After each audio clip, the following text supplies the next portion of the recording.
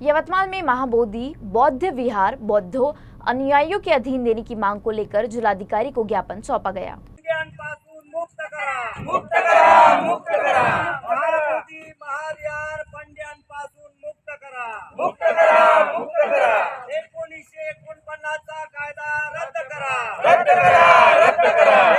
1949 चा कायदा रद्द करा, रद्द करा, रद्द करा। महाबोधी महाविहार आमच्या हक्काचं नाही कुणाच्या बापाचं। महाबोधी महाविहार आमच्या हक्काचं नाही कुणाच्या बापाचं। महाबोधी महाविहार आमच्या हक्काचं नाही कुणाच्या बापाचं। मुक्त करा, मुक्त करा महाबोधी, मुक्त करा, मुक्त करा महाबोधी विहार, मुक्त करा। आमचं जे आंदोलन आहे आणि आमचा जो कार्यक्रम आहे आंदोलनाचा, तर जो महाबोधी महाविहार म्हणजे बिहारमध्ये बुद्धगयेला, आणि ते त्या बुद्धगया म्हणजे महाबोधी विहाराचा जो 1949 साली जो कायदा नियम केला होता भारत स्वतंत्र झाल्यानंतर, पण जे संविधान लागू झालं त्याच्या आधीचा तो कायदा आहे।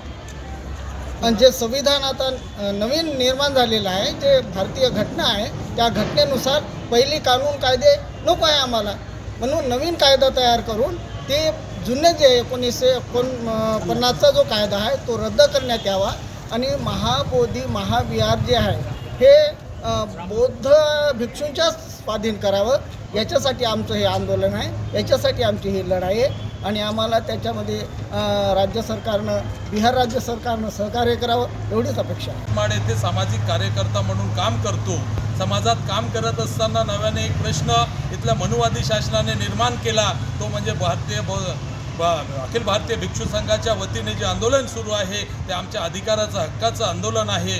आमचं अस्तित्व असलेली बौद्धगया ही ब्राह्मणांच्या ताब्यात असलेली बौद्धगया ही ब्राह्मणांपासून मुक्त झाली पाहिजे, यासाठी अखिल भारतीय भिक्षू संघाच्या वतीनं संपूर्ण देशात नव्हे तर संपूर्ण जगामध्ये हे आंदोलन सुरू आहे। त्या आंदोलनाचाच एक पाठपुरावा म्हणून यवतमाळच्या भिक्षू संघाच्या नेतृत्वात आज एक निवेदन देण्यात आलं। ते तलाव फैल यवतमाळच्या वतीने निवेदन देण्यात आलं। आमची एकच मागणी असणार आहे की आमचं बौद्धगया येथील महाविहार हे ब्राह्मण मुक्त करून 1949चा जो जुलमी कायदा आहे तो रद्द करण्यात यावा व नव्याने एक कायदा अस्तित्वात आणावा, ज्या कायद्यामध्ये केवळ बौद्धगयेचं नेतृत्व हे तेथील भिक्षू संघच करू शकेल, अशा कायद्याची आमची मागणी आहे।